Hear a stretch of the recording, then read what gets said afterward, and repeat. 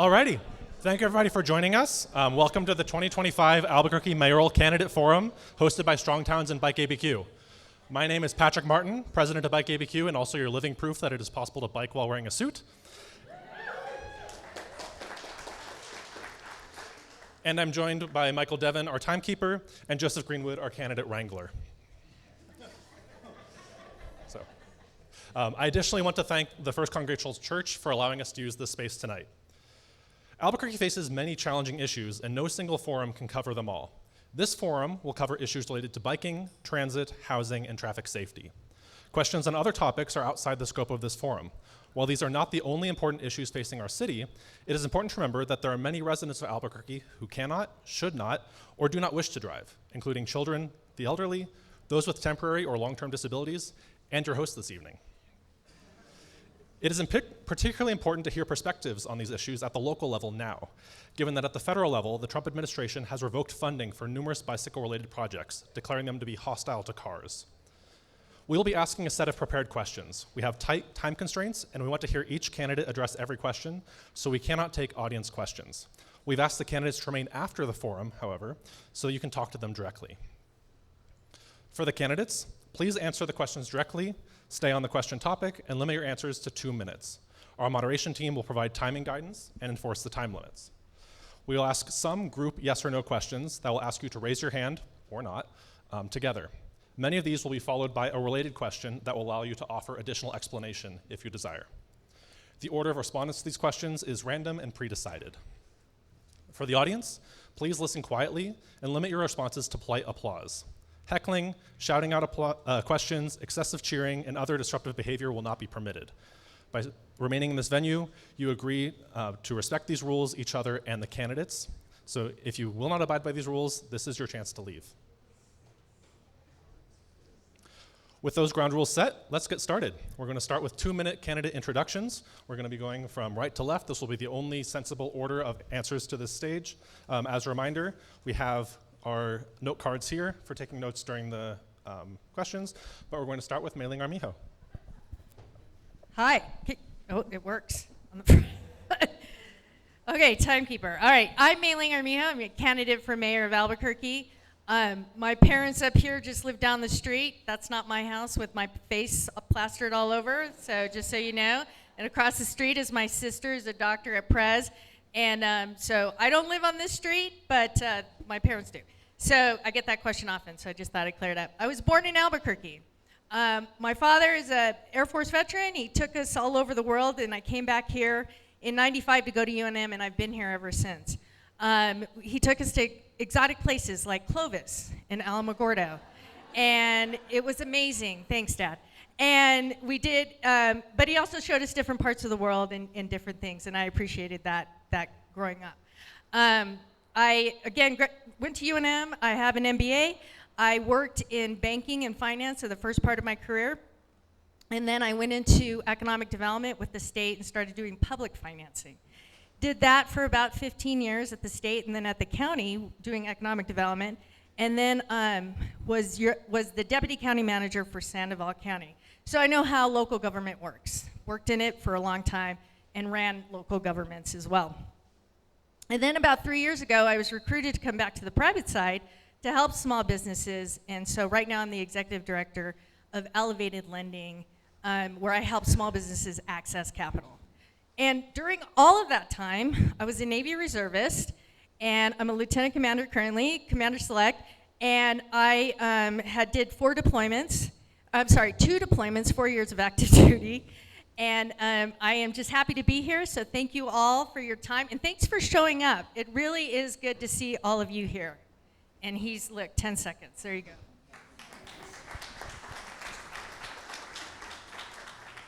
Thank you. Tim Keller. So the moderator told me it's okay if we all sit or stand, so I'm just gonna start since you handed me the mic and I was already sitting. So first off, Mayor Tim Keller, grateful to be here today, especially because this is a specialized forum. So I want to just say how much I appreciate the fact that we're going to have, I think, a detailed policy discussion on important issues and get out of sort of the high-level talking points around crime and homelessness. But I bring those up because they also are related, right?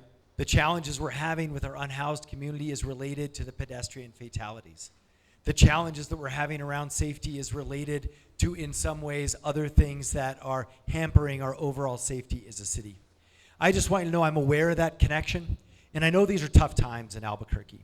I understand that we have not only a city that is a Western city and a city that did not have any mayor until our administration that actually even had a single employee looking at pedestrian or bicycle safety, and not a single employee looking at housing. None of that existed. So we were starting from almost nothing when it came to this issue. And I know we have a long way to go, and we'll talk about some progress that we've made and where to go going forward. But this is similar to a lot of issues in our city. I have committed to addressing these issues head on. But real change takes real work. And deep change is more than flipping a switch. It's more than an intention or a will. It takes hard work every day for years. And that's what we've been doing to try and reverse decades of challenges that are built into our city with respect to housing and pedestrian safety. But we are making progress. That's what I'll share with you today. And I believe these are tough times. That's why we need strong, experienced leadership who's demonstrating how to move forward on these issues and who is best equipped to make sure that we do more each and every year going forward. Thank you so much. Thank you. My name's Luis Sanchez. I am a 30-year veteran of public safety, or public service, I should say. I was an Albuquerque police officer for 26 years, city council for 4 years. So I've worked both sides of the administration. I've worked the administrative side, and I've worked the city council side, which is extremely, extremely important to understand that the experience there gets you really, really a big knowledge base in reference to how the city's run.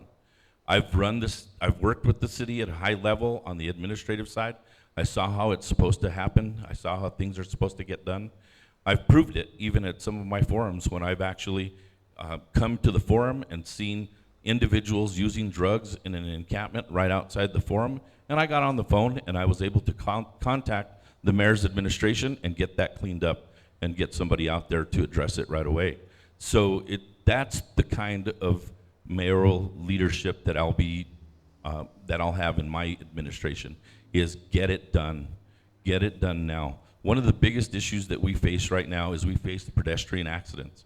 We're the city that has the most amount of pedestrian accidents in the United States, or one of the most, and that's something that we need to deal with ASAP. My experience as a law enforcement officer has put me in positions where I was able to actually work out in the streets and deal with it. One of my biggest pet peeves when I was working as a police officer is watching a bicyclist ride down the street and a car trying to beat them to that right-hand turn.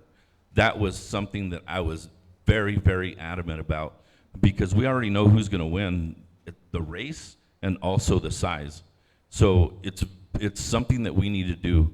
I also talked to some folks in the crowd, and they actually told me that they do not see law enforcement enforce the laws, especially in these corridors where bicyclists are riding.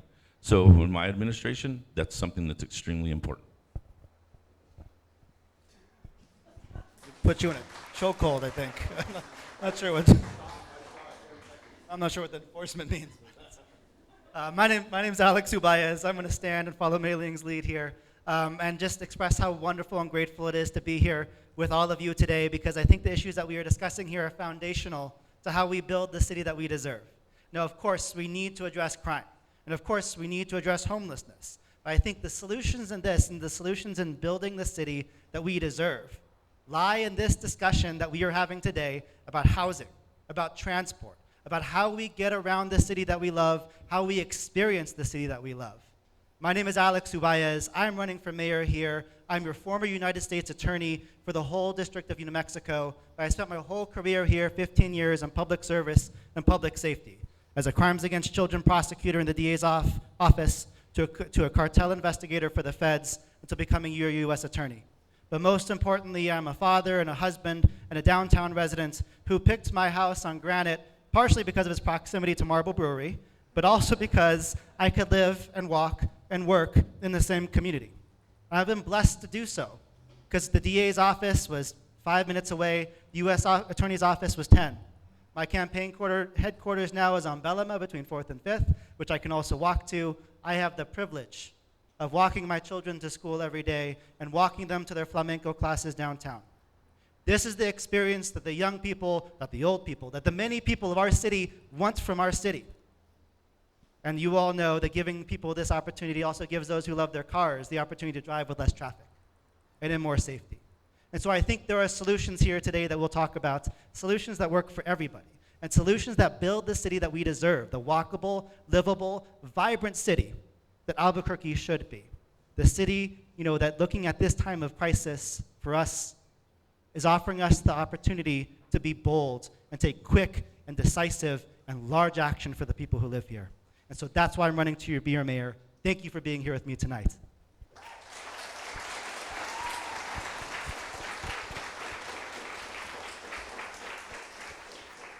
Good evening. Thank you for being here. This is a wonderful crowd, and it's a little different for us because we have a specific thing to talk about bicycles. I'm looking really forward to that.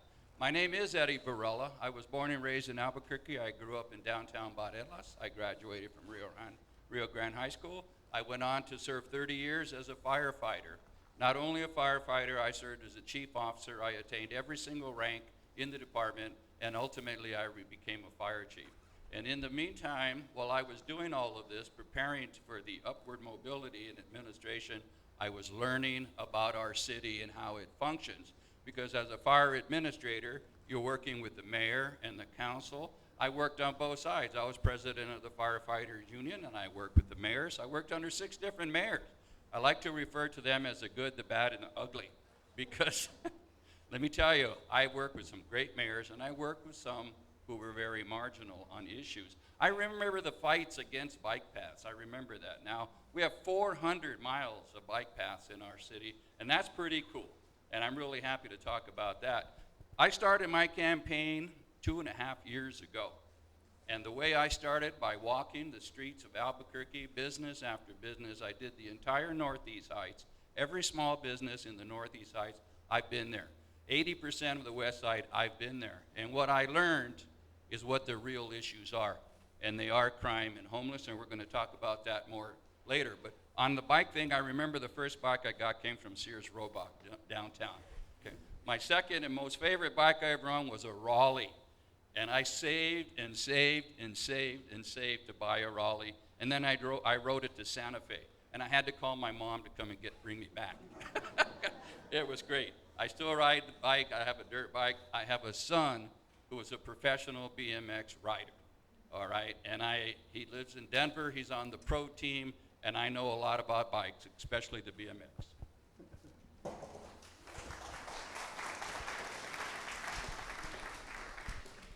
All right, thank you. So we're going to start off with one of those yes or no questions that I preluded at the beginning. We're going to start talking about bikes. Just raise your hand. Raise your hand for yes. So raise your hand if you will commit to pursuing the completion of the rail trail project on a reasonable time scale. All right, thank you.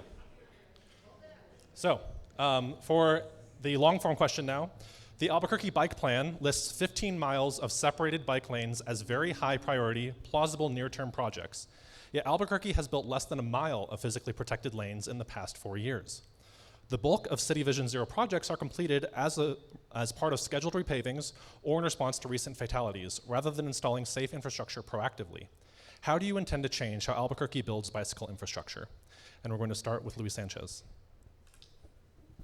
Thank you. Right now, I've actually ridden just about every single bike trail that we have, from Embudo all the way to the top of the petroglyphs and every other bike lane in between. One of the things that we need to do is we need to definitely improve our bicycle safety in reference to the bicycle safety lanes. We need to make sure that we're enforcing the laws that are out there. We have plenty of laws in place to deal with this, and right now, based on the fact that we don't have enough law enforcement officers out in the streets, we're having a very, very difficult time getting these laws enforced. As a police officer, I actually enforced many laws with regard to automobiles and bicycles, and I actually saw some pretty crazy things that bicyclists do. as well. So we need to make sure that the bicyclists are understanding that too. We don't have enough public service announcements out there to help with these issues.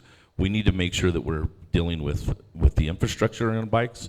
Right now, I've been on bike lanes that have big gaps that need slurry, and we don't have the infrastructure or set in place. I would like to see connecting bike lanes that connect the west side as well. Right now, we have Coors that breaks that up, and I'd like to see a possible pedestrian bike bridge over Coors and Montano area, which is a big vision, but it's something that we can all use and connect not only the Bosque trails, but also the petroglyph trails, and then bring it all the way back down to the east side.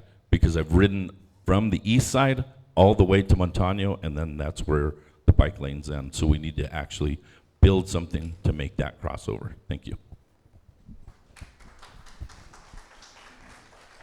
Thank you. Next, Alex Ubayez. And also as a note, if you need me to repeat the question at any time, at any point in this forum, please don't hesitate to ask. Thank you. I think as a city, we need to prioritize safety over traffic efficiency. I think everyone's frustrated, right? We're sitting in cars and we get it, waiting in traffic sucks. But at the end of the day, I think if you ask any person in Albuquerque, they'd be willing to sacrifice 90 to 120 seconds of their day to make sure that people are more safe, right? And that's a, thank you. And that's a priority that we can hold as a city. That's a priority we should hold as a city, and we should move with the urgency as if we care about the lives of the people who bike and walk on our streets. What that looks like for me is looking at where our bike lanes and where our transit corridors are and who they serve. Whether they're in the National District, right, where there is a large number of people on bikes, not our commuters, but people who rely on them as their primary form of transportation. You have to look at places like Westgate, right, never built for the infrastructure of neither transit nor biking. And how do we connect these places to the transit centers so people can get around our city? I also want to think a lot about Vision Zero and the promises in it, and the many projects that we've spent many, many dollars on, and many, many brain cells, and many, many years, like the project on Broadway, which would have slowed down traffic, which would have restriped the roads so it's safer for bikers, which would have made a place that are in the heart of our city, right, with residences and businesses on either side, a place safer and more walkable. And really invest in doing these things, these promises that we made 10 years ago, and delivering them for the people. I think what this looks like for all of us is looking at this, the network of transit around our city, whether it is protected bike lanes or whether it is buses, and figuring it out how it all connects together. And also understanding that the people who use bikes use them for different reasons. There's commuters who need fast lanes down our corridors to get to their work. But there's also people who are recreational, people like me who don't ride bikes very well. And we need really safe places so we don't fall into the streets. And so understanding what our community needs and prioritizing the safety of those people who choose bikes should be a top priority for this next administration.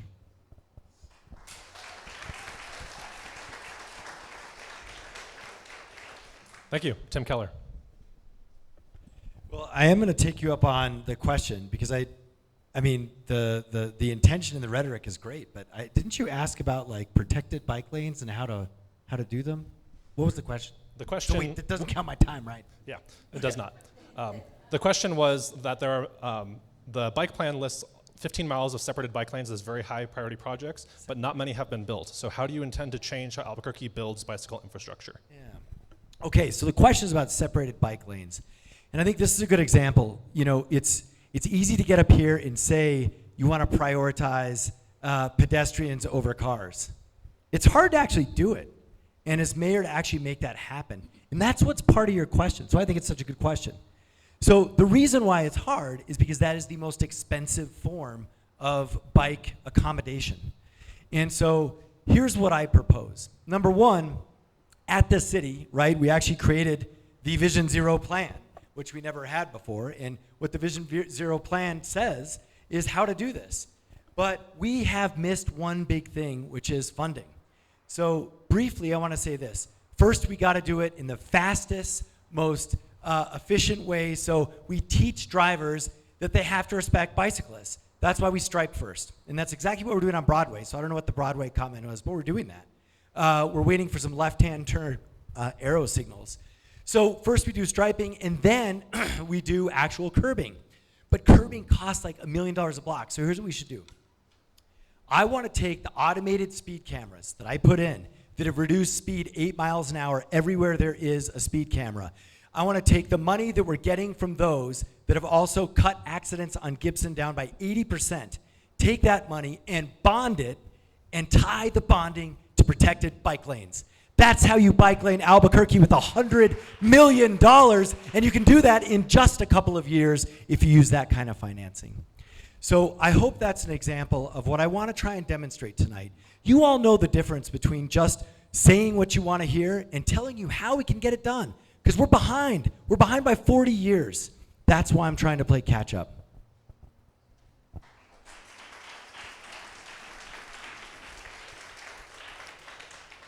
Thank you. Eddie Valera. Thank you again. You know, I was born and raised in this town, and I was a firefighter. You heard me say that. But I was also a paramedic for 17 years. And I saw bike crash after bike crash after bike crash. It's dangerous out there. As a matter of fact, I'll tell you an old war story. You know those little grates in the drain of the sidewalk? You know, you see those? They didn't used to have that cross piece of metal across them. And what would happen is bikes would go down there, hit that grate, and the tire would stick, and off the biker would go. It was very serious. I was involved in working with the mayor to put those cross slats of metal to keep the tire from flying down in there because it was that dangerous. Well, it's still very dangerous out there. Of course, I'm absolutely for dedicated bike lanes because I'm going to be talking about a mass transit system very soon. And the bikes will be part of mass transit. We've got to stop the gridlock that you see every day, 3 o'clock, can't even move in the city. Bicycles is one way to get it done. And if they're protected and their safety, I'm going to do everything I can to make that happen because the fact of the matter is every time I see a ghost bike, it makes me sick to my stomach. And most of the time that a bike is involved is because somebody driving a car was texting. So I will be aggressively trying to increase the penalties for texting while you drive. I have a kid in Denver, the BMX, he got hit the other day on the bike. Guy was texting. All right, he's okay. But we've got to find a way to make it safer so that we can have mass transit. It's gotten lower and lower and lower. I remember when everybody at Sandia Labs rode a bike. They're not doing that anymore because we got all kinds of problems with safety.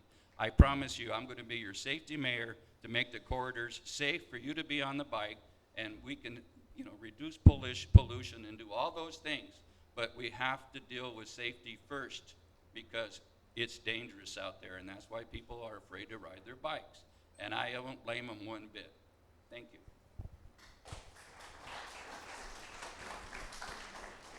Thank you. Mailing Armijo. Thank you. You're going to stand right there, huh? It's right there. Okay. I kept sensing it. It's like right there. So the mayor's right. We have to find a dedicated funding source. And like I told you earlier, I've done public-private financing for 25 years. So I don't know that camera fees is the way to go because bonding a fee-based source is very difficult, especially in these markets. But we do need to find the budget to do it. What I find difficult to understand is that the budget's grown by 60% since he's been in office, but we still can't find the funding for these dedicated bike lanes. And so my proposal is that we need to get it done. We need to do it because people are dying. People are getting killed and they're getting hurt on their bikes. And that needs to be a priority, and people shouldn't be getting hurt or die as a result of us not finding the budget, but yet we're increasing the budget and not getting it done. And really, it just comes down to commitment and political will and saying that you're going to do it. Now, there's the budget part of it. It always comes down to money. And you can say it's very expensive. Everything is expensive these days. Everything is with tariffs and rising interest rates. But you can still figure out a way, whether it's a tax increment or it's a dedicated funding source that you've had for a long term that you want to bond, then yeah, you can do that. But what I don't understand is why we haven't done this in 8 years. Why isn't it done already? Because this vision of his has been there. He's right, it's not a bad plan, but why isn't it implemented? Why haven't we gotten it done? That's the question we need to ask, and everybody deserves an answer to that. Thank you.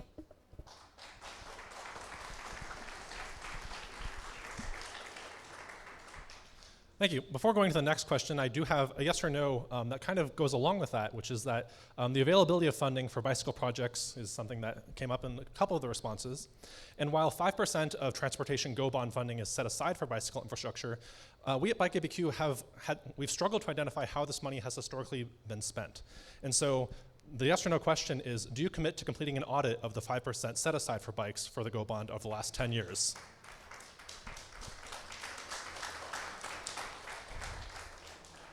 Thank you.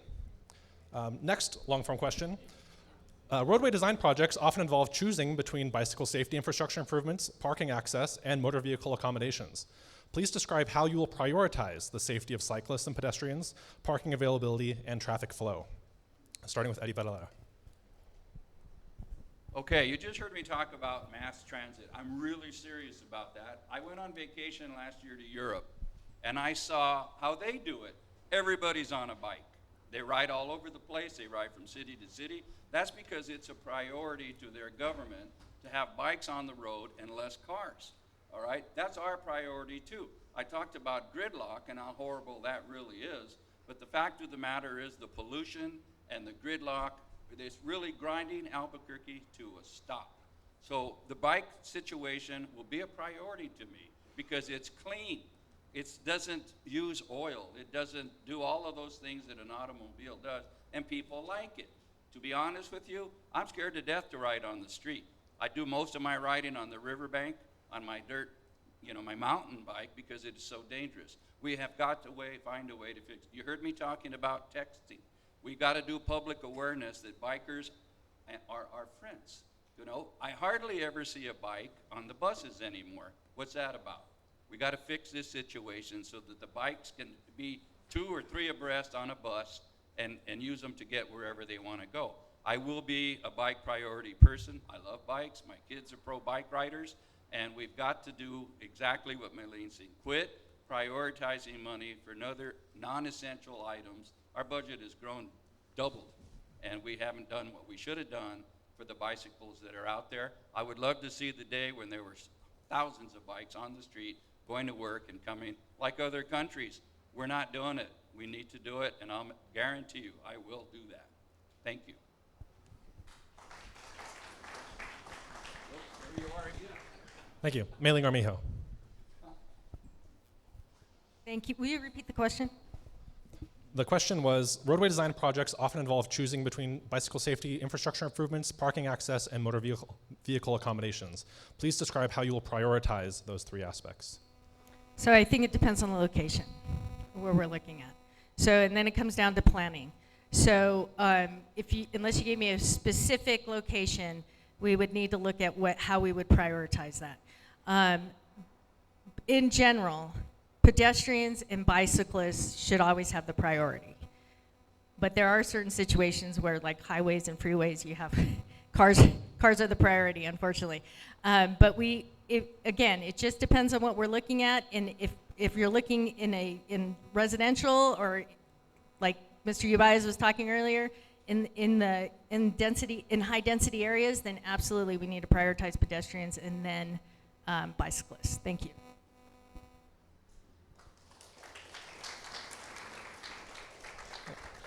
Next, Alex Ubaez. Thank you. Yeah, I hate to agree with Mei-Ling, but yes, it has to do with the location, right? And so we got to look at what we're using a space for, and how we create the transit that gets to it. I'm a big believer in a very prosperous and thriving downtown, which for me means that needs to have accessibility for bikes and pedestrians prioritized. I'm also a big believer that if we build that downtown, we need to be looking at housing that's affordable and dense so that people can live there. And so I think in those circumstances, it does actually cut down on the traffic burden of people coming in. We should look at loosening even further parking requirements when it comes to building those new units for people to live in. However, in the different areas of the city, though, we need to look, at what makes the most sense. We have to look at our activity nodes and the places where we have residences and businesses together, and where it makes most sense for us to invest in the transit options, our buses with increased frequency, and our bikes and their accessibility for pedestrians, versus the places that might be purely residential. But I think finally, in thinking about citywide and how we build the city that we deserve, We have to look at the places that we have to build infrastructure so that people get to enjoy a city where they are. I think a lot about the west side. I think about the opportunities in Cottonwood. I think about other opportunities throughout the city, like in Journal Center, where we could be investing and building infrastructure and location for people to live and walk and work so that they don't actually have to fight with the commute over from the west side, right? This is the true citywide plan that we need to engage in so that we not only just build a downtown that's wonderful, although I would love that, but we build a city that serves everybody where they are so they don't have to rely on our roads and freeways and streets to get where they need to go. That also helps reduce congestion and helps reduce parking and helps us make it safer for our bikes and our pedestrians.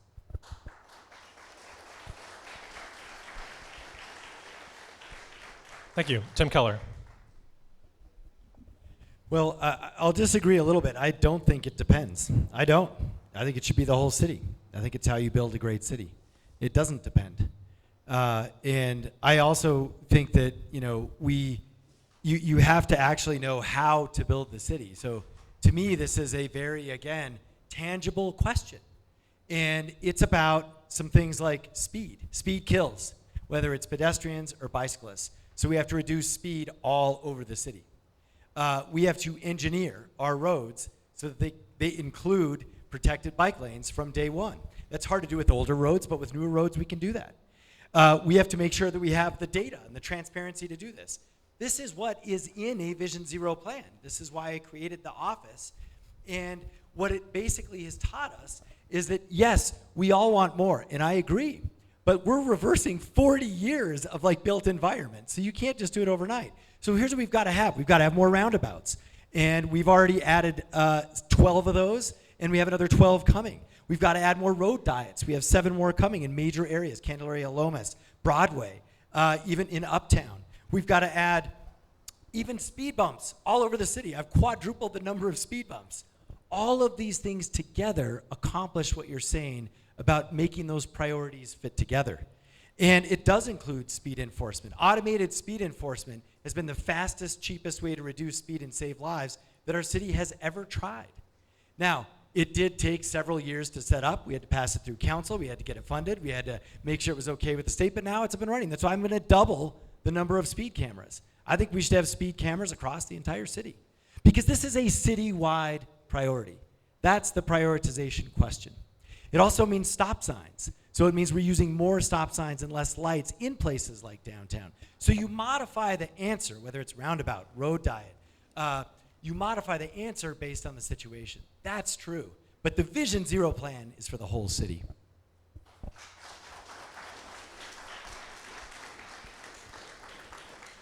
Thank you. Luis Sanchez. Thank you. At City Council, we actually have been working with a lot of you folks here quite often in reference to getting the e-bike ordinance passed. And we ended up doing a speed limit with your help at 20 miles per hour. What does everybody think about that? I think it's a really good speed limit. I think it's awesome, and things are working really, really good.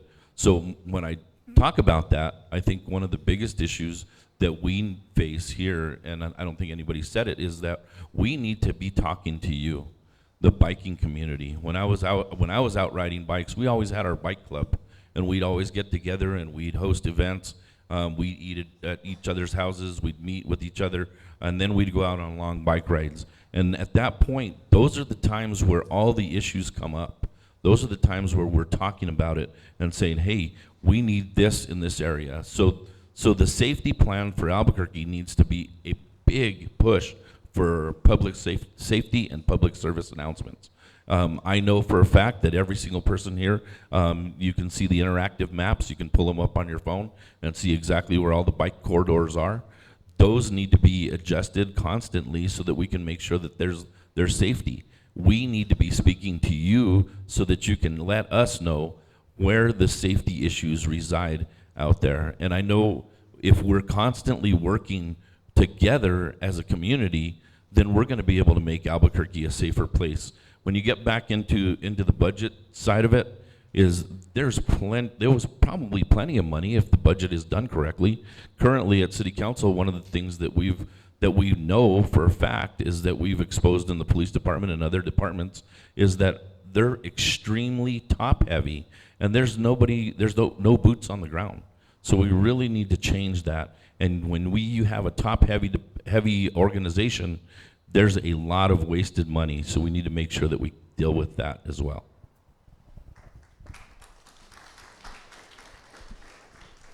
Thank you. Rounding out the bicycle section of the forum, we have a yes/no followed by a long form. The yes/no, do you support the presence of scooter share, currently Lime and Beam, in Albuquerque? The shared scooters, the electric scooters like Lime and Beam. Let's raise or don't raise the hands again. Thank you. So last fall, Albuquerque lowered the barriers for micromobility companies to operate in town, finally joining all 5 of our peer cities in having scooter share or bike share available. Still, Albuquerque differs from our peer cities in lacking shared bicycles, and many destinations remain inaccessible to the scooters that are here. What do you want to see in terms of shared scooters and bicycles in Albuquerque moving forward? Starting with Alex Ubaez. Yeah, I actually really like the micromobility. I know that there's been some complaints regarding safety and about where they are left, but I think these are things that we can work out with the companies who own them, right? Increased frequency of pickups and putting designated places for people to drop off, working out fee structures so that people can return them to locations in exchange for lower charges. I love the way it helps us get around the city, and I think there are ways in which we can make our city safe and accessible for all people while encouraging the use of these scooters and maybe bikes at some point around our city. I've seen them work in other great cities where they highly increase the ability of people to get around without a car. And I think really that is a big investment and a big directive from our partner cities that we can follow. I would like to see us invest not only in the network not only more in our micromobility, but integrating where they are placed and where they are dropped off with the rest of our system. I keep coming back to the fact that we need to be thinking about all of this as a network and not standalone. And we have to look at the places where we're in between, right? The micromobility of scooters makes sense versus places where we want to connect that with bike paths that are protected versus places we want to connect that with bus passes that are as well.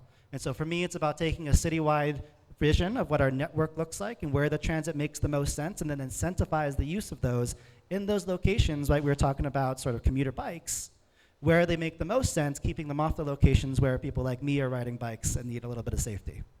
Thank you.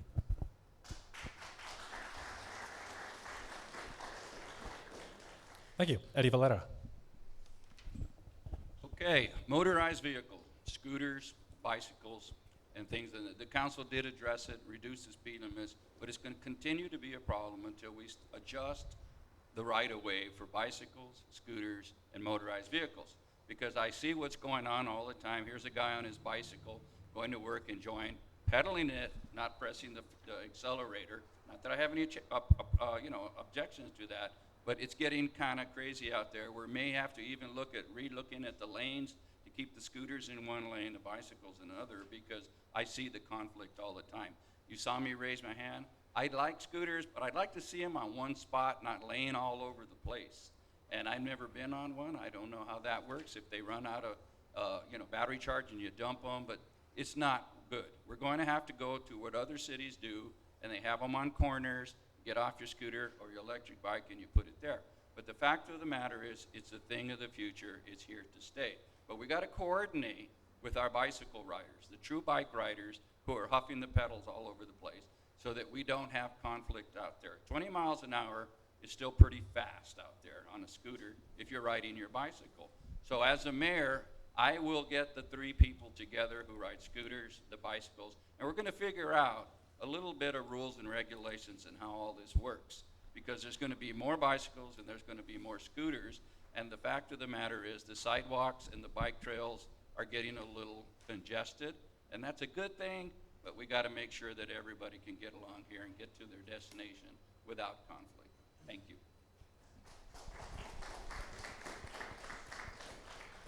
Thank you. Mailing Armijo. I'm a big fan of those scooters. My partner and I were in Brisbane earlier this year, and we used those scooters to get around. And micromobility is the right word. Alex is right. You know, we need to be able to get around. The one thing I liked in one city is it controlled how fast you could go. So I think if we had some type of speed, because I did it in Brisbane, and I was going 25 miles an hour. So it was fun. But I can't remember if it was Denver or Phoenix or what city I was in, where they controlled the speed, and I was all, what's up, man? That ain't cool. And you could only go so fast. So I think we need to look at doing that, controlling the speed on that. I know as bicyclists you can still, but I think when bicyclists bike all the time. When you get on these things, this is not something you do every day. So you have to be cognizant of people who are just like, oh, let's get on these. And the funniest thing that I think about when these scooters first came out in Albuquerque, does anybody remember the Instagram video of the intoxicated woman who got the police cited her for being intoxicated on these scooters? So like these things we have to think about. It is a safety feature. It's safety as well we have to think about. So I would say let's look at controlling the speed and enforcement of the safety of who's getting on these and what's happening and where they're going. But I think they're good, and I like them. And I think as people come and visit our city, having those available makes it an attractive activity in a lot of cases. Thank you. We need you at all the forums. We really do. Thank you. Luis Sanchez. Thank you. As a city councilor, I actually was way involved in this. I got to know everything about the scooters. And one of the coolest things that I knew is that the thing that I did not know is the last mile. And what that means is when you're on a scooter and you're in a busy area and you want to get from point A to point B and you're not sure where to go, all you got to do is just get on your phone and download that app.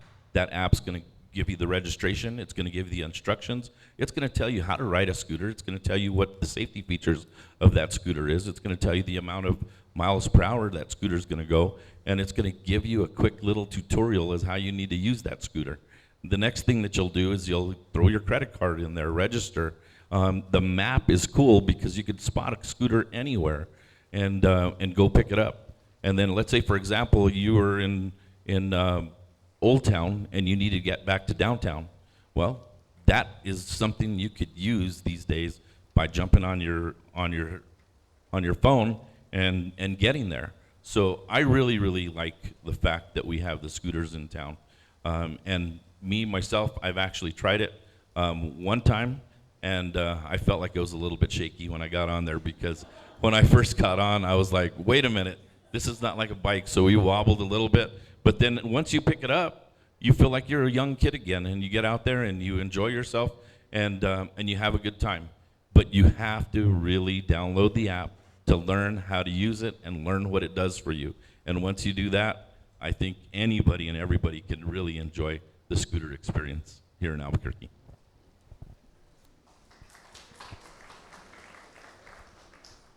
Thank you. Tim Keller.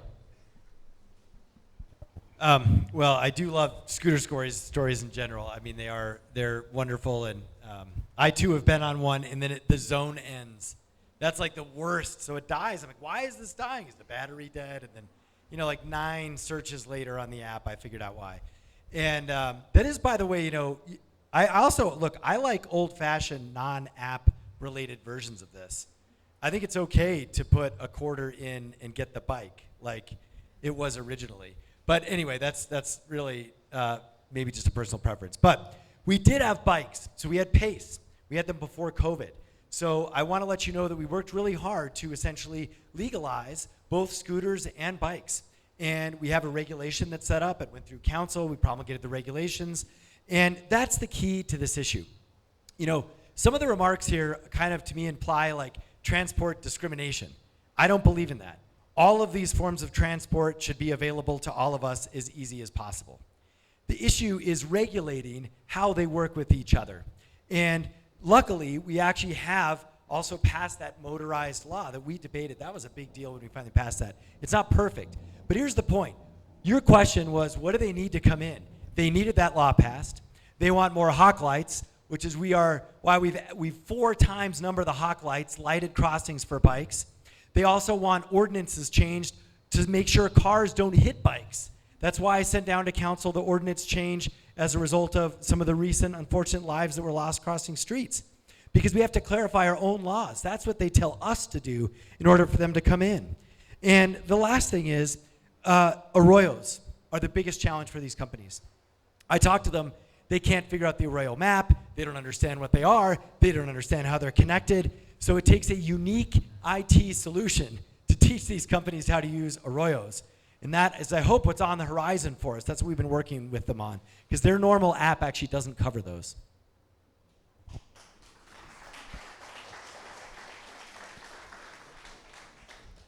Thank you. Next, we're going to move into talking about public transit.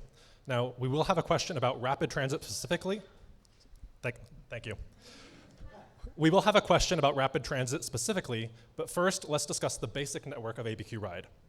Albuquerque's upcoming transit network redesign focuses on a more compact network as a foundation for growing ridership, but it's limited by ongoing staffing issues among drivers and mechanics. Given these limitations, how do you intend to improve the broader ABQ Ride network beyond the currently planned redesign as ridership grows? Starting with Tim Keller. Sure, we're in the middle of a 10-year route design plan, so that is critical. So no matter who you vote for mayor or whatever, definitely be involved in that process. Most of you are aware of it. But look, what we've got to do is we have a choice between solving for worker transport, and that usually has to do with the time of day, or we have access. So it's like the bus comes to every intersection every hour, or it comes every 10 minutes during high times. That is a traditional trade-off in cities. So we obviously are trying to optimize both, and that's why we're doing the route design study. But we also are working on the last mile. So you may know we have micro transit now available in 15% of the city. This is amazing. It's an idea from other countries, and you literally call and a car picks you up from the city and takes you to the nearest transit hub or activity hub, like a grocery store. So we want to have, and I want to have, that's why I'm asking for another term, we should have micro transit all over the entire city. We piloted it, now let's have it over the entire city. Now, I also believe that we do really have to think about the major situations when we create traffic and danger on the roads, and we have to provide more transit options. That does include things for our families. It should be easy to take the bus to the United game.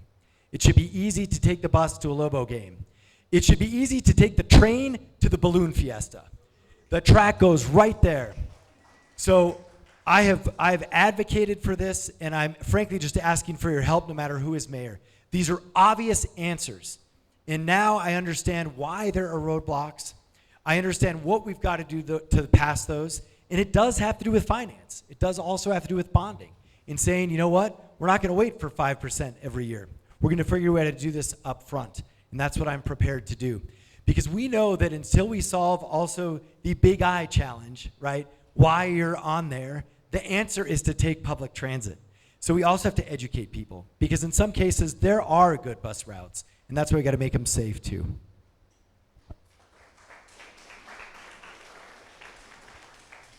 Thank you. Luis Sanchez. Thank you. First of all, my father was a bus driver at Albuquerque Transit for 32 or 36 years. He served the public. He was out there doing the job. And recently, I actually had my dad really take a look at what's going on out there. And the biggest concern that he saw was safety. Right now, we have a major safety issue on the bus. Right now, we had, or this year, we've actually had 2 homicides that are bus related, and both of them were in my district, which is District 1. So it's really, really sad that those kinds of things happen. Currently, when you're on the bus, we've heard, because I actually talked to some of the folks in the audience here, is that there's exposure. There's exposure to the bus drivers to fentanyl. There's exposure to the passengers to the drugs and the diseases that are out there on the streets. We currently have a zero fare bus program, and it really makes it difficult, because having that zero fare program was, according to the bus drivers, gave them a little more sense of security. So I also asked the bus drivers, how do we, if we put a fee back on for buses, how would that affect you? And at this point, what they said is we can't do it. That genie's out of the bottle, and we will be the ones who bear the brunt of the safety issues, and it happens. You know, sometimes we see some of the bus drivers assaulted and attacked on the buses, and it's an extremely dangerous situation. We also have issues with service gaps, and we have, when service gaps are happening, that means you can't get to work on time. That means you can't get where you were expecting to go. And so what we need to do is we need to really double down on making sure that we change the culture at the city so that we can have more rideability and better bus drivers, a better situation for the bus drivers.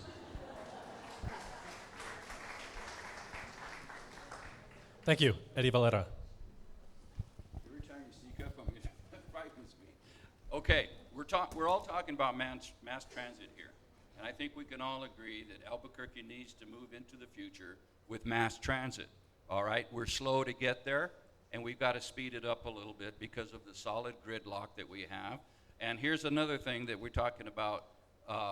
You know what? I really think that we should end free bus rides, except for seniors and students and anybody who has a job. Because I have been told over and over in my journey through this city, the people are afraid to get on the bus. Louis touched on that a little bit. It's not a pleasant experience to get on the bus and people are freebasing fentanyl and they're screaming and they're yelling. Until we can get that under control, I think it's time that we reconsider the fares. We lost $2 million when we stopped collecting. But I'm not talking everybody has to pay. I go to the senior centers and they tell me, you know, Eddie, I used to ride the bus, but I'm afraid to now, because the homeless scare me, and they're dirty, and they're always intimidating us. We need to address that. We know that we're having a hard time getting drivers. We know that for a fact, because they are also intimidated on the buses. You've seen the plexiglass things to protect bus drivers. We got to address that. Now, that's not on every route. I understand, you know, I see routes where it's not a problem, but then I see the central corridor. And you talk to a bus driver who works on the central corridor, and he will tell you who's on that bus trying to get to the university or trying to get to their job and who is not. And the great majority are not trying to get anywhere but to the other side of the city, and we need to address that so we can get people back on the buses. That's what we need.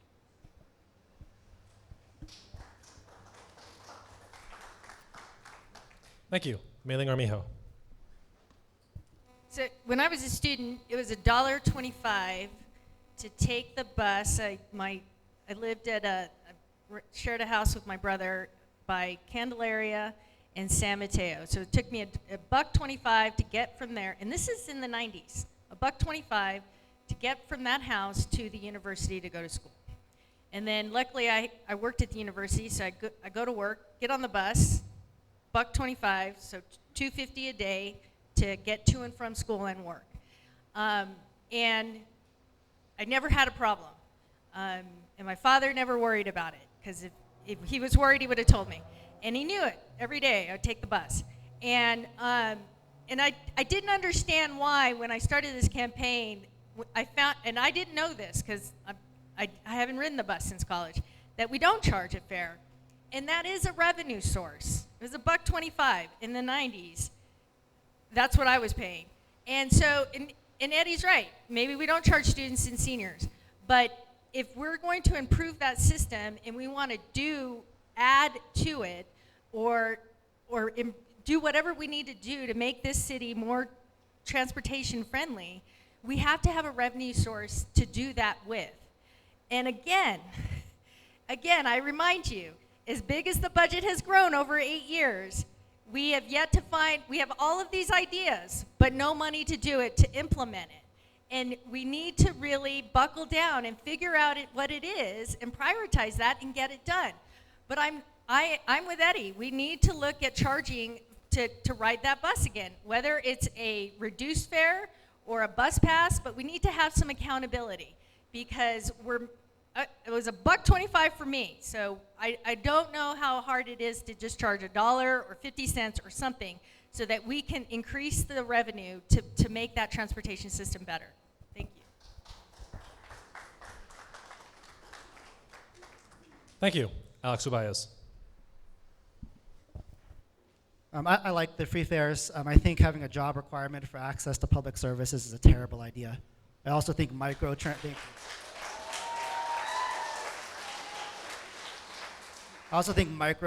which is more cars to reduce the number of cars, is not a solution here. ABQ Ride Forward is a great plan for how we can work with our very limited resources. What we're lacking here is operational investment. Right? The reason we don't have frequent buses is because we don't pay our bus drivers enough. Right? It's about taking care of the people. And that, frankly, has resulted in a 37% reduction in services over the past 5 years. Because we are recruiting people, we are training them up for CDLs, and then they're going to work for Amazon. Right? If we don't compensate the people who connect our city, they will not connect our city. And as you all know very well, a reliable and frequent bus service is key to it working. Right? This 37% reduction is not just a 37% reduction. Right? These are people who needed transport immediately. These are people who probably went and bought a car that they could barely afford, and now will use it for 10 years instead of using our buses. And so we have to make this investment immediately, and we have to make it meaningfully to link our city to itself, and so that people can actually truly use and rely on our bus system.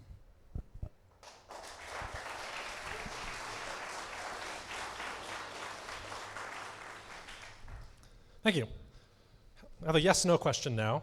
So 6 years ago, ART, the Albuquerque Rapid Transit System, launched service on Central. Do you think it was a good idea to install a rapid transit system on Central? Raise your hand, yes or no.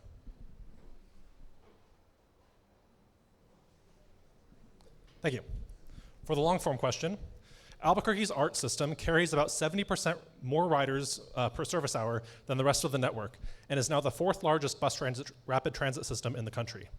There have been proposals for additional BRT corridors, such as along University Boulevard, as well as proposals for upgrades to the existing ART line. What kind of investments in rapid transit would you prioritize for Albuquerque's future? Starting with Luis Sanchez. Thank you. Currently, I have a business right on the ART lane. And one of the things that happened to me is when they were installing the ART system, they took away the left-hand turn lanes. And I'm a business owner, and I felt the hurt right away. One of the other things that you see up and down the ART lane, or up and down the central corridor, is you see a lot of boarded up buildings, a lot of boarded up businesses that are no longer in business. These businesses could be serving each and every one of us along that transit corridor. And we don't have that anymore. One of the things that I did is I actually asked our 5 congressional delegates to, in a letter, to ask them, how can we improve this to make it better for every single person that either rides the bus or has a business along the central corridor? Because those businesses will be helping us. Those businesses are coffee shops, little breweries. Those businesses are hair salons. Those are places that we would all frequent, and that's actually adding economic development to our city as well, and service providers that would be able to help each and every one of us. But right now, we need to find a way to make the ART project better, and so I'm still waiting on our 5 congressional delegates. When they go into session, I hope that they ask the rest of the people in the White House or in the Senate and the House to make sure that we are being looked at. Because right now we have $100 million in clawback, so we can't get rid of the ART project. Our struggle is to make sure that we make the ART project safer, more economic friendly, and more businesses on the ART project. Thank you.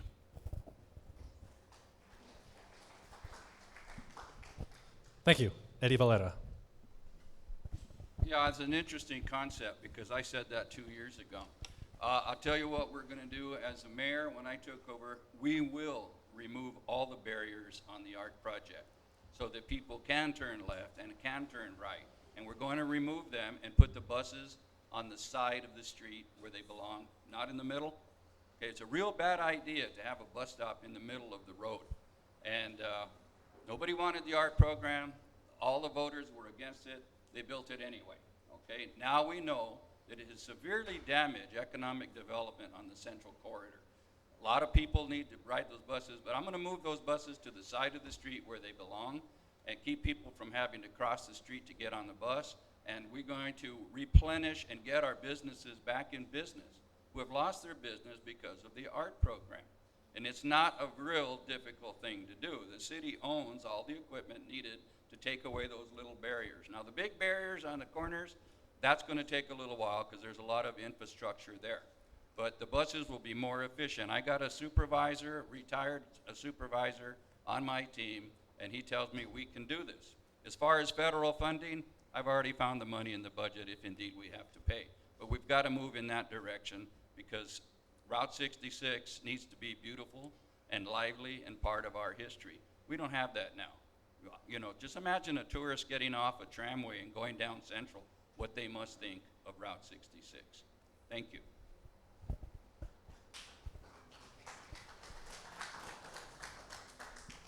Thank you. Tim Keller. Well, a couple of things on this I do want to touch on. I think every candidate now has officially chastised the budget. I just want you to know the budget is increased because we pay our city workers more. That includes a 20% raise that we've given to transit drivers. And that was the right thing to do. So just remember, when you talk about cutting the budget, you are literally talking about cutting transit drivers or their pay. So I also think there's a little bit of irony, the idea that we should just have a bus on every street. The size of the bus matters. Like, not every street needs a double layer art bus. You have to, transit is about optimizing. And so micro transit is actually the single most successful way we recruit bus drivers. They start out as micro transit drivers. So these things are related. So I think it's important to say that we need a layered approach that optimizes all forms of transit because not everyone is the same. And not everyone lives in the same place. So we need transit that matches them. Now that brings me to the art project. I think we have to have cross lanes. Look, it's not that hard. It's a network. The next cross lane should go from the airport to the hospitals. Then you can take the art to stadiums. Then we need a lane that goes from Atrisco Heritage on the southwest, where most of our workforce lives, all the way to CNM in the northwest. This is the way you build a rapid transit network. It is very mechanical and technical, but that's why you need, I think, experienced leadership on this going forward. And I would also say that you can do it right. There were a lot of things, a lot of people remember I called, we had to make lemonade out of lemons with the art project. So I do remember what to not do. You've got to make sure that you do it in chunks and then move along. You don't do the whole route at the same time. That's what we did. No wonder why it destroyed Route 66. The entire stretch was torn up at the same time. No other city does that. They do it in small chunks, almost stop by stop. And then they make sure that it doesn't crush access to businesses. You can do that with good design. But it takes a detailed, experienced leader to make sure that that happens. And that's what I hope to do.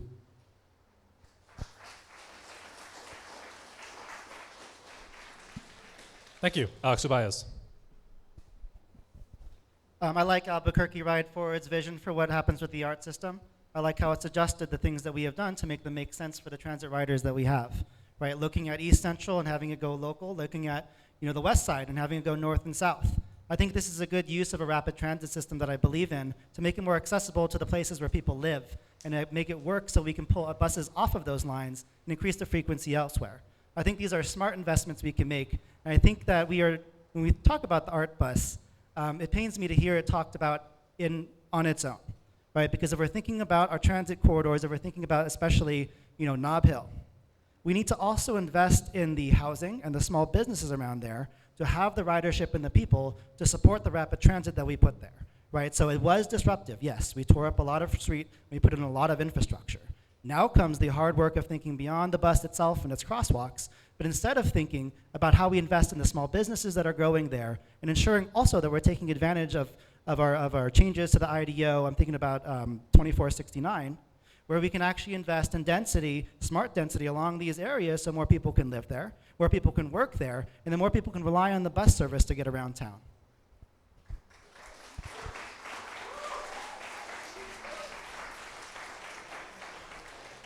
Thank you. Mailing Armijo.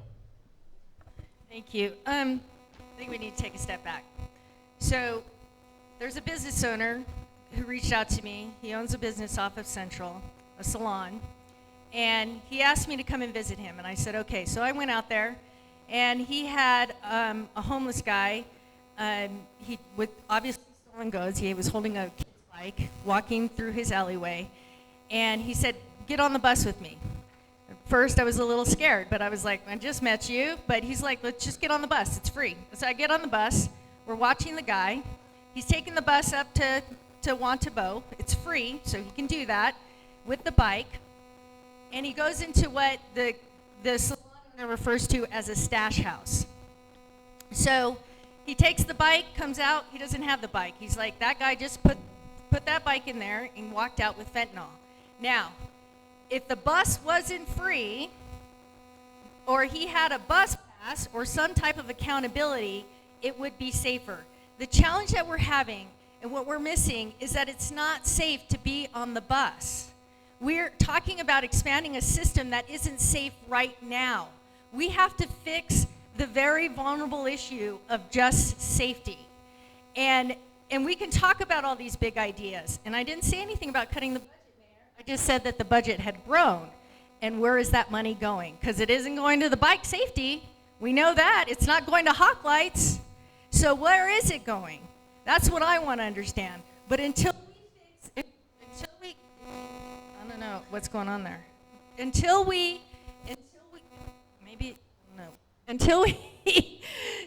get to the point where it's safe to be on the bus and people actually ride and get on the bus, there is no future for this transit system. So let's be practical.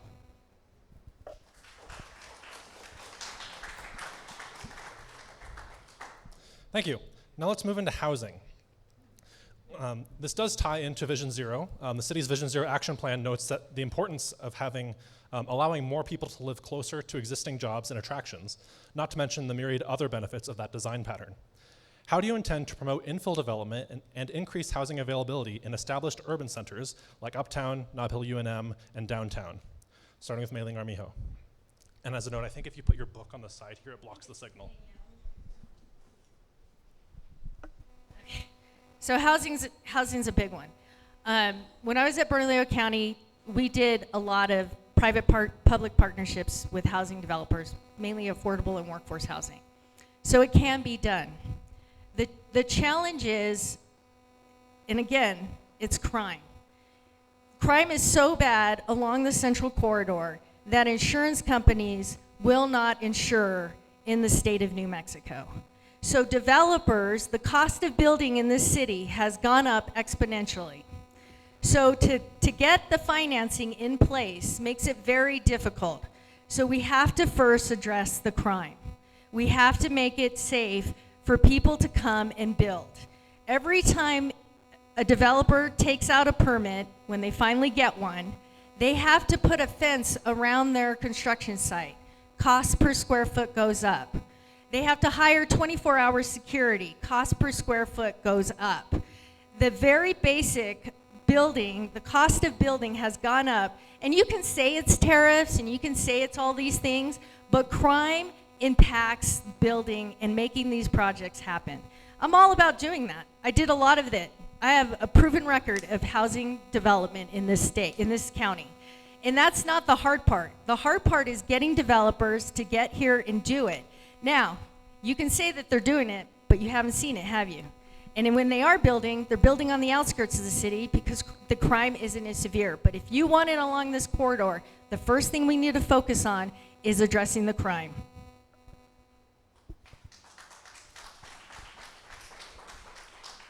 Thank you. Tim Keller.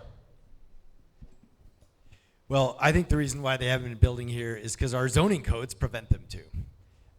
That is the single biggest barrier to everything that we have to do with respect to more housing. Now, we looked at this and we studied this. And this was the nexus of the beginning of the Housing Forward program. Our zoning laws hadn't been updated since like 40 years, and they were based on a car-friendly Western city. So fortunately, it started 2 years ago, but we have been, and I have been pushing hard to make our zoning density and activity friendly. Now, there's nothing more boring than talking to you all about zoning law. I understand that. But I want you to know that number one is We have done more zoning reform in the last 2 years than we have in the last 40 combined. That is a good thing, and it's also thanks to your advocacy and your work.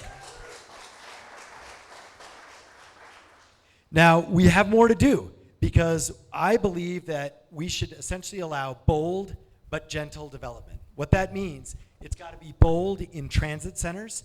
It has to be bold in activity centers and transit corridors, and that's where all these ridiculous restrictions on height and especially on parking, like get rid of the parking requirements. Makes no sense because you're next to a transit hub.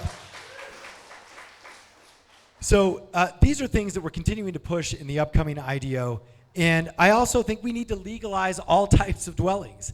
This ridiculous discussion over whether or not a cottage is allowed or cohabitation, like dormitories, or like co-housing, right? There's different terms for this. All of this should be allowed, but the gentle part is, yeah, it should be allowed in areas where we're already connected to transit or where there's already activity. And that's how you make sure that we're not just like, bulldozing neighborhoods and putting up apartments everywhere. No, you can do both, but it takes experienced leadership to understand that kind of zoning work. And I also know that we absolutely have to recognize the connection between the two. That's why I love this question. So yes, housing is an answer for a lot of things, including poverty, right? Including actually addiction. Housing is an answer to so much of that, and that's why I'm so passionate about it.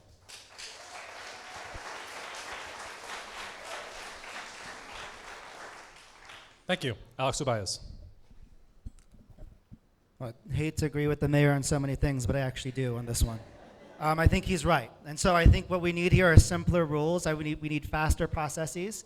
And we need to think about actually incentivizing the building that we are allowing through the changes we've made in the IDO. Now, one of the things I did to prepare to run for mayor of the city was reading the IDO all the way through. I wouldn't recommend it to anybody. It is awful. And the thing about it that makes it terrible for us, right, is not just that it's so long and full of rules, but the fact that it's difficult to understand for people, right? The thing that I see so frequently is folks in community fights with each other over what is allowed and what is not, because it's very unclear to them, and we do a terrible job, the city does a terrible job, I'll say, at educating them on what exactly is allowed and what isn't. I've looked a lot at Las Cruces' option on this, and how much simpler it makes building and development. I think as a city, we need to look at making all of our processes simpler so that people can actually understand it whether they're building a house or an ADU or a fence. I think we also need faster processes, right? So one of the problems I've heard from many of our developers and builders is the reason that they don't build here or develop here is because it takes so long for them to get a permit, so long for them to get an approval, and so long for inspectors to get out that they are losing money. Right? And that delay is city side because we are not investing the resources to actually help people get through the process. And finally, the zoning changes are important, but they're nothing without pairing them with incentives and actually working with developers in a way that's mutually beneficial. So not just giving the tax incentives, but ensuring that they're using union labor, having apprenticeships and affordable housing when they're building. This is the public-private partnership that we need to build the city that we deserve.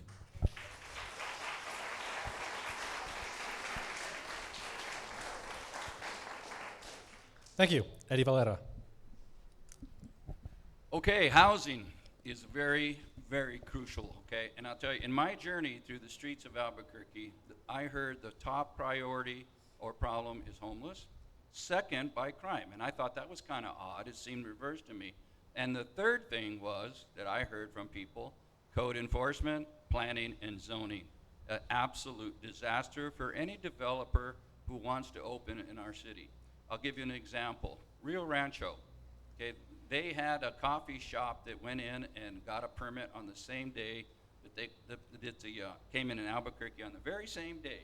Dutch Brothers came and got a permit from Albuquerque. It took 1 year to get that Dutch Brothers coffee shop open. In Rio Rancho, they'd been serving coffee for 5 months. So that's the problem. As mayor, I'm going to reorganize all three of those divisions, code enforcement, planning, and make it user-friendly so that we can develop and build. Right now, we're at zero growth. 1% to me is a zero. Rio Rancho is growing at an unbelievable thing. You know what the difference between them is? Leadership. And we can provide leadership in my administration. Now, here's the thing. Let's talk about housing, and I'm going to direct my thing to younger people because what is housing? Does that mean an apartment? or does it mean a standing home? Okay? To me, housing has always meant a standing home where you have a yard, little yard, whatever, and a house. Why is it the average home in Albuquerque is just under $400,000?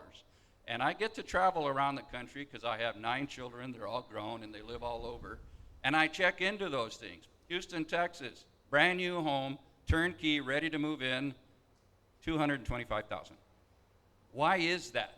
And I'm going to find out why that is, because I have been talking to the developers, the mortgage lenders, the contractors, and the suppliers so that we can identify what the problem is here, because it's a problem. Thanks.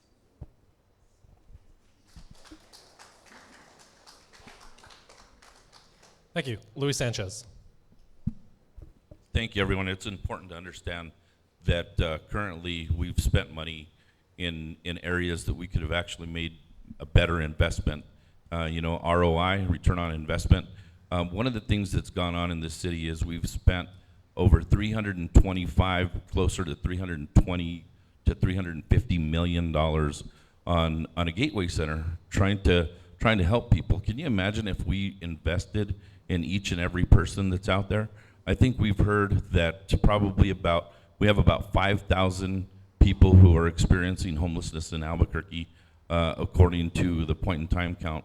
But if you divided $350 million, take out your calculators, figure out $350 million divided by the amount of homeless people that we have out there, we could have probably built a house for every single person by now. And then that would be investing in our community. You'd have individuals who'd be able to build the houses, put people to work. We'd be able to have individuals who are servicing these individuals who are already in a house, instead of spending money in a way that is just providing more bureaucracy. I think that we could have done things a lot different by maybe making an investment in people. Thank you.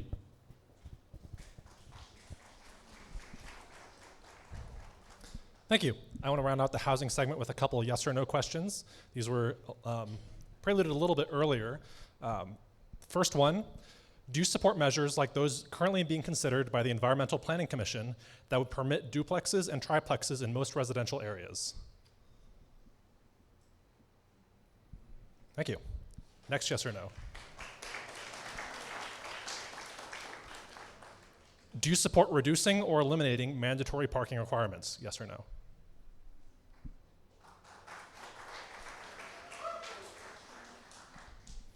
All right, now we're going to move into traffic safety with another yes or no. Do you support the automated speed enforcement system, the speed cameras?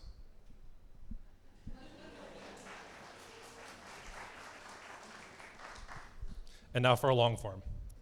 The Albuquerque Police Department officers face high demands across many public safety priorities, which includes traffic enforcement, and they're often stretched thin across their various duties.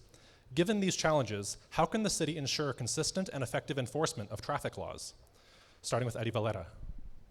I'm glad you asked that. Right now, in our city, there's only 288 police officers in the field for 3 shifts. Do the math. There's less than 100 police officers on the street. And I hear a lot of criticism about the police department. Oh, I called the cops, it took them half an hour. Well, of course it did. There aren't any out there. And we have to fix that so that they can address traffic. You see cars running up and down Coors with no license plate, speeding. There's not enough cops out there. I'm going to do this. I'm going to start a program in the high school that's going to be called Police ROTC. Juniors and seniors will take this class, and when they graduate and get a certification, I will hire them into the police safety aid, service aides that help the police out there in the streets. And when they are there and turn 21, I'm going to hire them in the police department. And we're going to bolster the number of cops that we have so that we can address all of these issues. Right now, we don't have any cops.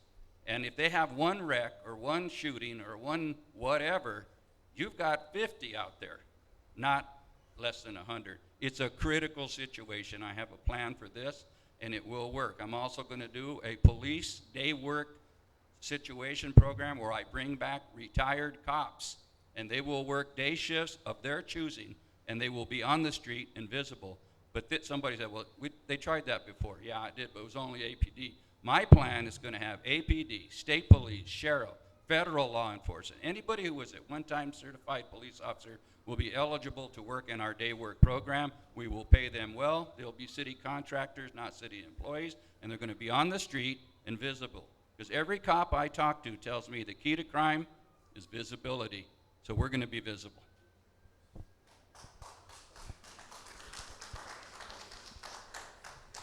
Thank you. Alex Ubaez.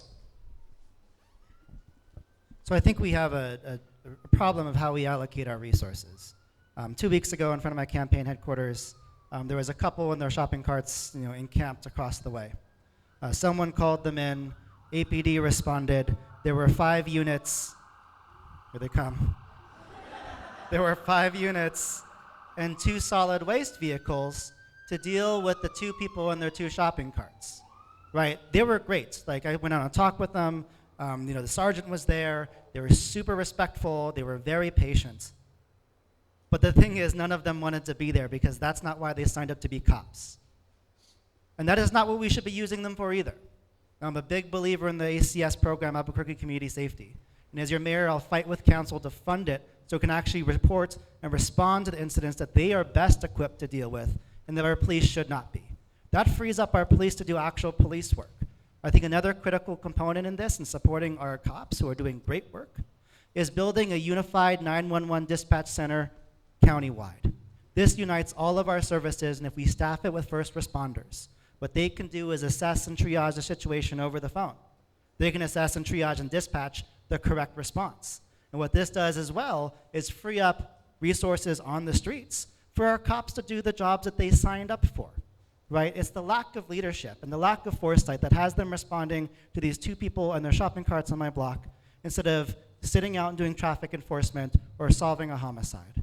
And so for me, what it is about smart enforcement and the good use of our resources to effectively serve our community in all the different ways that it needs to be served.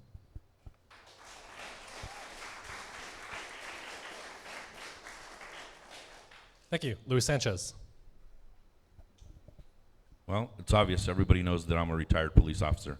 So based on being a retired police officer, one of the things that I do every single day is I talk to the police officers that are out there on the streets. One of the things we need to do is we need to actually have a larger traffic unit at APD, a traffic unit with at least 20 to 30 traffic officers. What we need to do is we need to actually have these officers constantly out there writing citations for your safety. When you have a traffic officer that's out there and he's writing citations for your safety, he's arresting the individual who's selling drugs. He's arresting or stopping the person with domestic violence issues. He's stopping the person who's carrying drugs. He's stopping the individual who has a warrant for their arrest, whether it's a felony or a misdemeanor. One of the things people don't realize is that there is hundreds of thousands of people on the streets of Albuquerque currently who have warrants for their arrest and should be serving on those warrants. That's not happening. But when you get right down to the nitty-gritty, it's a leadership issue, why we don't have police officers on the streets. When you have, and everybody in here witnessed an accident with the police chief who actually had an accident and almost killed an innocent person, and that is something that every single police officer, every single person in this room, all they have to do is just watch that. Leadership does not keep individuals on their department with double standards. It's so important that you have a leader who understands what it takes to do the job, understands what integrity, accountability, transparency means. And that's how you hire officers, with a good leader, with a good solid police chief who actually instills the value and the culture to build a police department.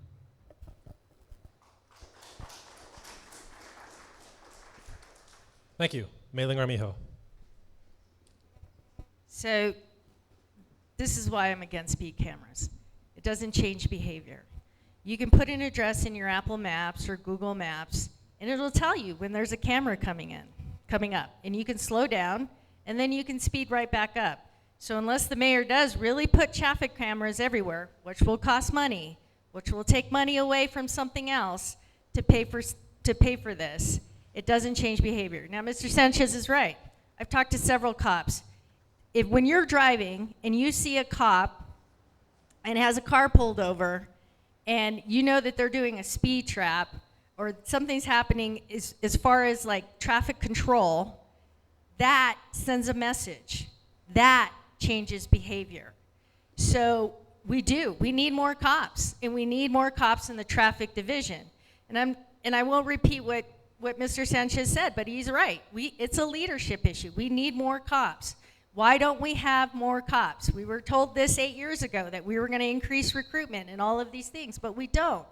Because we would be safer if we could send the message that speeding is not safe. And when you have a ticket and you have to be in front of a judge, or you pay a fine, or you get points on your insurance, that will change behavior. Getting a $100 traffic ticket, whether I decide to pay it or not, with no consequence, does not change behavior.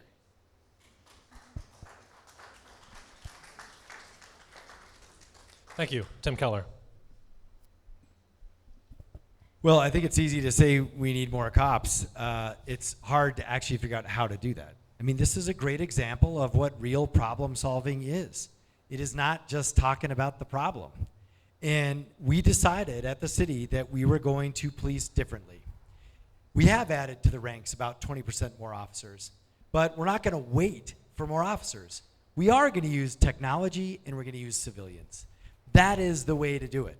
And the way that actually works with technology is automated speed enforcement. And yes, I would like to have automated speed enforcement everywhere. And you know what? It doesn't cost us anything. It's also free. The program pays for itself. So why not do that and liberate our officers from standing on the corner with a radar gun? That is a total waste of their time. So the other thing is those, by the way, the cameras are like, blind in a sense that they just give you the ticket. So it also reduces the likelihood of all sorts of other provocations and profiling that happens when we do traffic stops. Now, we can also have smart signals, pedestrian-led signaling that actually helps us too. So there's a technology component there. But then on the civilianization side, I appreciate the nod to ACS, because I agree, that's why I created it. We're the only city in America that has a fully 24/7, 911 dialed in alternative response of social workers, so that we get the right response at the right time.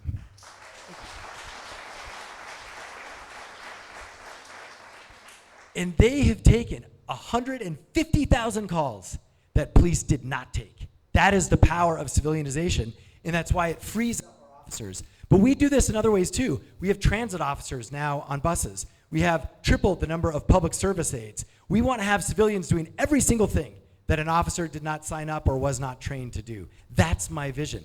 That is how you fight crime without waiting for more officers. And it's also how you do it instead of just saying you want to do it. Thanks.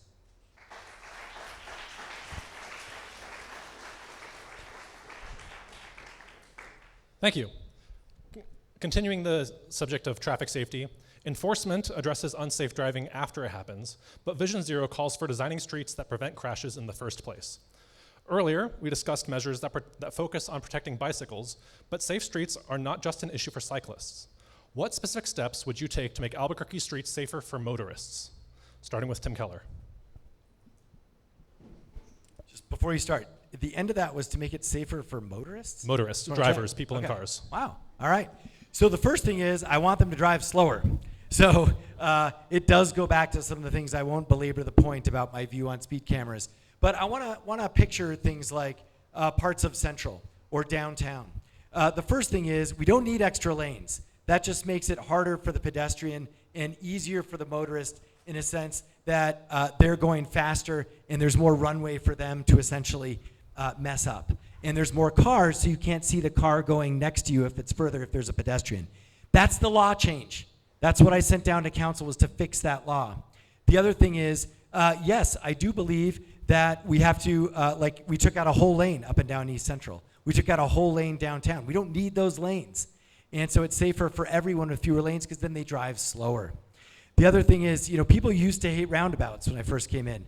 Now, almost no one hates roundabouts. And so I do them wherever I can. There's a brand new one right across from the sawmill. There's going to be another one down there because it slows people down and it makes drivers aware. That's the most amazing thing about a roundabout in comparison to a stop sign. It's almost possible, unless you actually get in a wreck and hit the roundabout, to not be paying attention.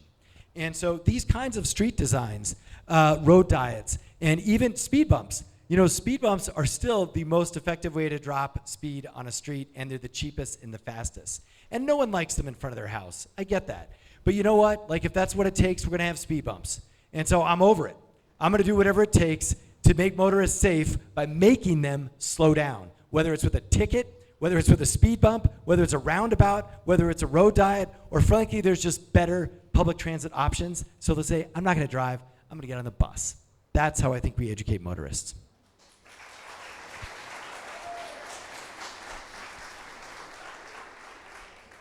Thank you. Mailing Armijo. We do need to slow down. I mean, even with the construction going on, people still speed through that. And it's scary. But I still go back to my original statement, popular or not. You know, traffic cops, and I get all the things, but when you enforce and there are consequences and accountability, then behavior changes. Why is it that it's unsafe now? Why are we even asking the question? If the technology was working, if it was doing what it was supposed to do, it would be safe now. We would be okay now, and it's not. It's not working. People still speed down Girard.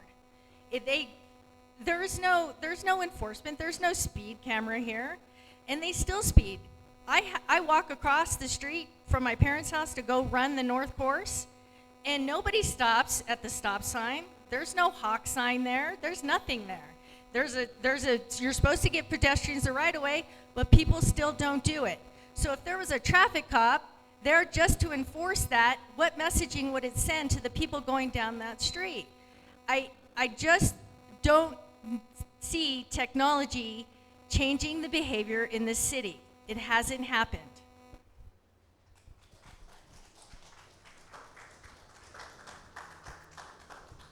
Thank you. Eddie Valera. Thank you. Earlier you heard me talk about my police day pool. Those are the guys and gals that are going to stop this stuff going on at the intersection. We all know now when the light turns green, don't move, because there's going to be 5, 6, 7, I've seen 11 people run the light on the turn lane, right? And guess what? As a former paramedic, I can tell you most people who die in Albuquerque die at intersections because somebody ran the light. And that's the truth. So be careful out there. All right. My day work guys are going to be there, okay? The next thing I'm going to tell you about is something I saw in another country. I get to travel quite a bit, and I'm going to do this immediately. I'm going to bring my traffic engineers in, and this is what I'm going to say. That green light is going to be green until it gets ready to turn yellow, and then it's going to blink. That green light is going to blink 3 to 5 times. Blink, blink, blink. Then it's going to turn yellow, and then that yellow light is going to blink. Blink, blink, blink, and then the red will come on, okay? That way we warn people. If you don't slow down, you know, we're going to get you, because by that blinking light, and it works in other countries. I didn't invent this. I saw this in a European country. When that light starts blinking green, you know that your time is limited and that you're going to be less likely to run through that green light, because people run through green lights thinking it's not going to turn yellow, but when we blink that light, you know it's going to turn yellow. Then it turns yellow and it blinks, blinks, blinks, and then it's going to turn red. And hopefully that'll work, because it works in other countries. I have sat there and watched this thing, and it's going to help. It's not going to stop it, but it's going to warn people, slow down. Thank you.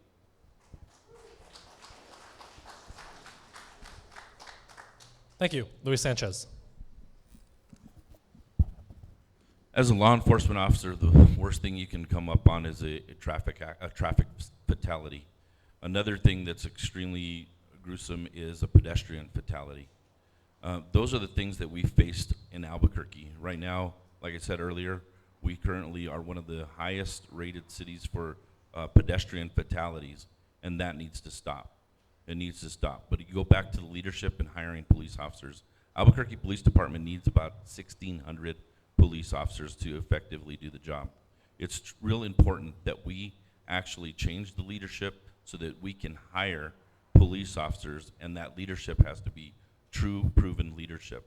Another thing that I would do is enforce traffic laws. Like I said earlier, we need a big traffic unit to be out there and enforcing the traffic laws. Maylene's exactly right. If there's no consequences, then there's no change in action. Another thing that I want to do is I want to make what's called traffic safety teams on I-40. Who in here has been stuck on I-40 or I-25 traffic? Everybody. So what I want to do is I want to make sure that we have a traffic safety team on every corner of the city coming in on the interstates. That means that traffic team, when you're coming into the city, you're gonna be met with traffic enforcement officers. You're gonna be met with rescue, with tow trucks, with emergency equipment, and also the officers that can actually do the police report. The technology's out there. APD has a 3D system that they can stand up just like this tripod and take pictures of the scene immediately.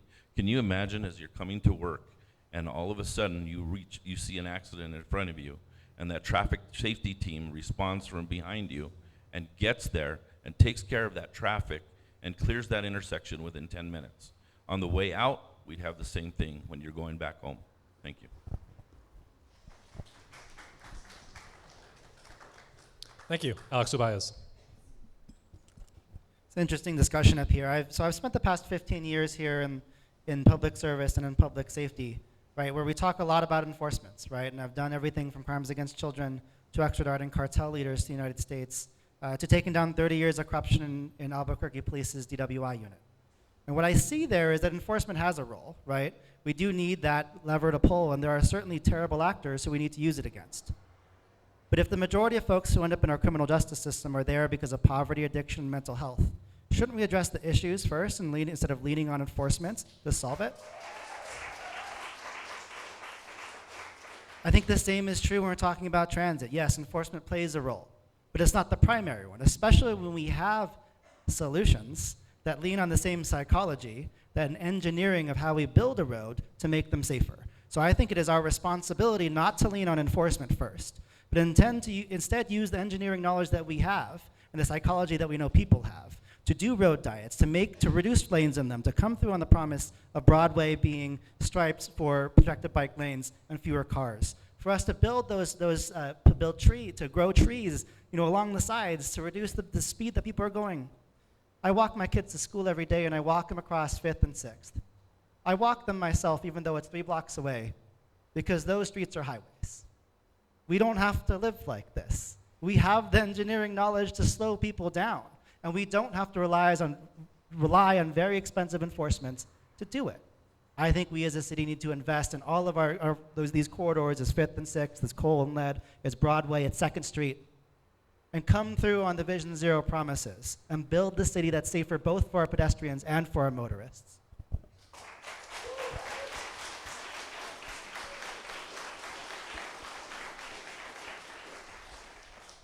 Thank you.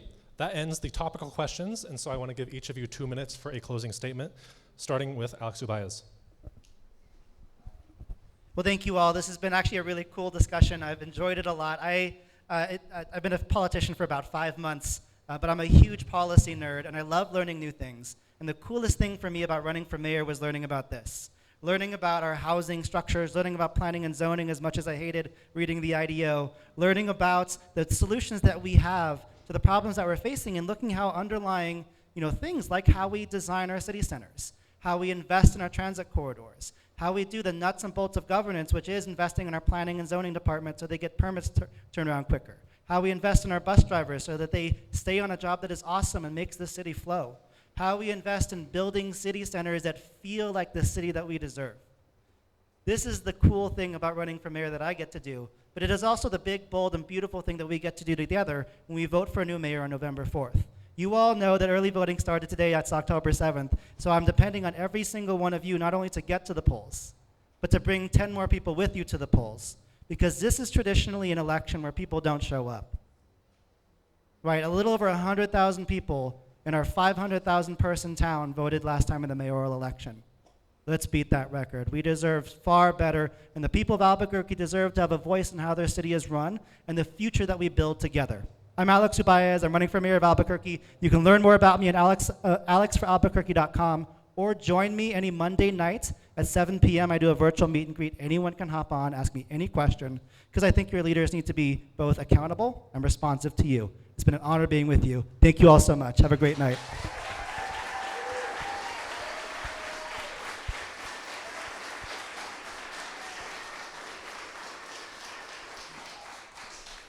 Thank you. Luis Sanchez. Thank you, everyone. The experience matters. Being around for a long time, working on both sides of the leadership spectrum in the city of Albuquerque has given me a huge knowledge base. I understand every aspect of how the city's run. I know how the directors are supposed to be responding to problems. I know how the city council responds to all of their side. So it's very, very important that you get somebody in office that understands the dynamics of City Hall, understands the dynamics of leadership, and understands that accountability, transparency really matter in our city. It's so important, it's so very important that we have a city that is 100% transparent and that you, the public, have no questions in reference to what we're doing. A data system where you can come in and look at every single thing that your heart might desire in reference to any city project or any city timeline is extremely important. Fixing the permitting system is something that we need to make sure that we do so that we can build the housing and the structures that we need to make our city thrive. Luis Sanchez, I'm running for mayor. I'm running for mayor with you to connect each and every one of you to the mayor's office and make sure that we all work together to make our city more prosperous. Thank you.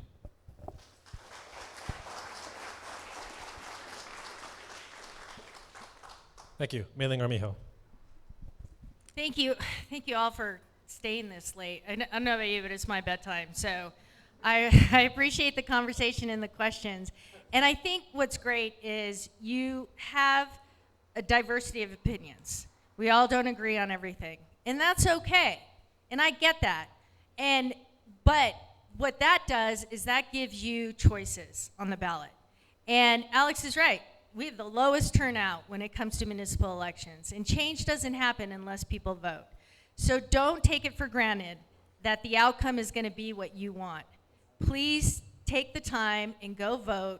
And he's right, if you can take 10, 15 of your friends, do that as well. But let me close with this. My family's been here for 200 years, and we'll be here for 200 more. And we have worked hard our whole lives for what we've achieved and accomplished. And I bring to the mayor's office a very different background than what you see up here. I've worked in the private industry just as long as I've worked. And the thing is what I bring to the table is not just understanding public administration, but I understand the sense of urgency that we have to get things done. You shouldn't be asking questions, can we do an audit? You should know the answers to where this money is going. Why aren't things like hawk lights being put up where they should be so that we can save lives? Why isn't that done now? Why do we have plans that have not been implemented? Those are questions you should be asking yourself when you go to the ballot.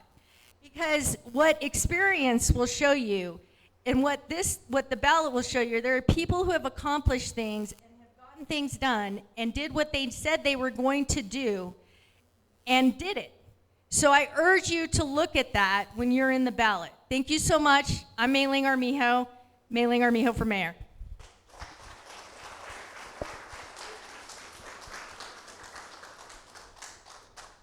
Thank you. Tim Keller. Thank you. First off, this was super refreshing. So this was just great to dive into an issue in detail.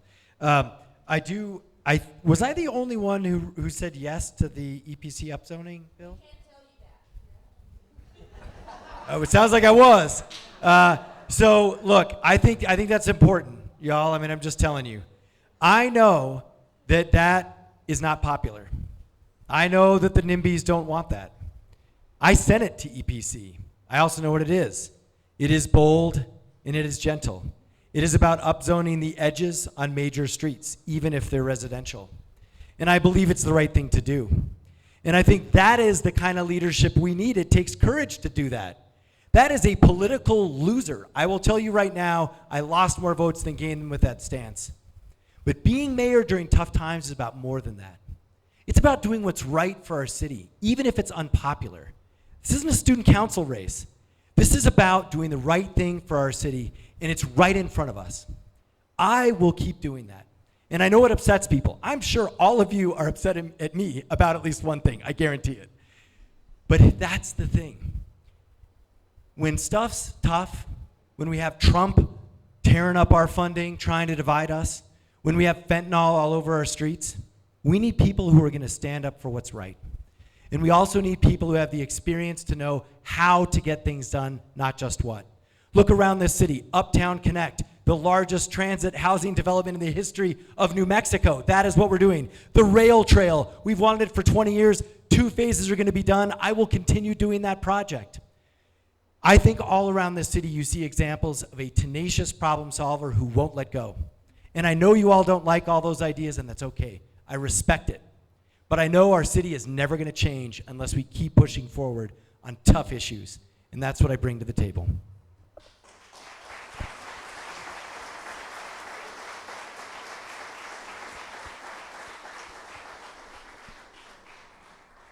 Thank you, Eddie Valera.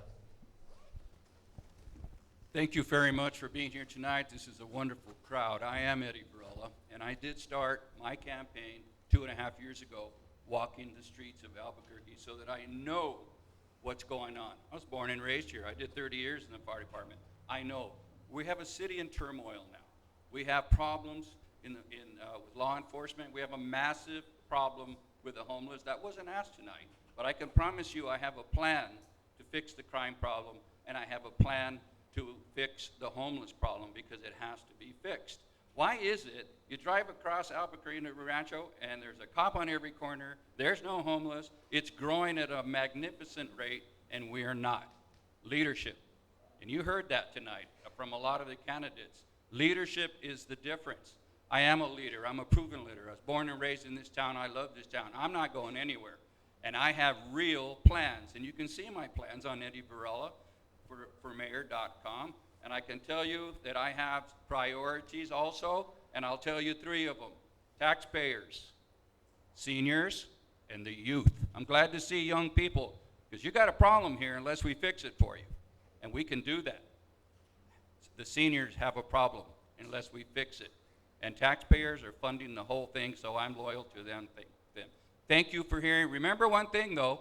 Vote for the person. This is a nonpartisan election. Vote for the person. Study who that person is. These are great people up here. We've become friends. You don't see us arguing up here.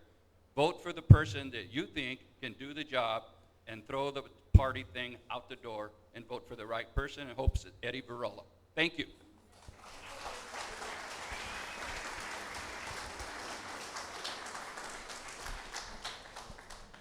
And there you have it. Hopefully this has helped inform your decision this election, although whether it's made the decision easier or harder is really up to you. As a reminder, the election is November 4th. That's just 4 weeks away. As mentioned earlier, limited early voting has already started today. Let's thank the candidates again for their time.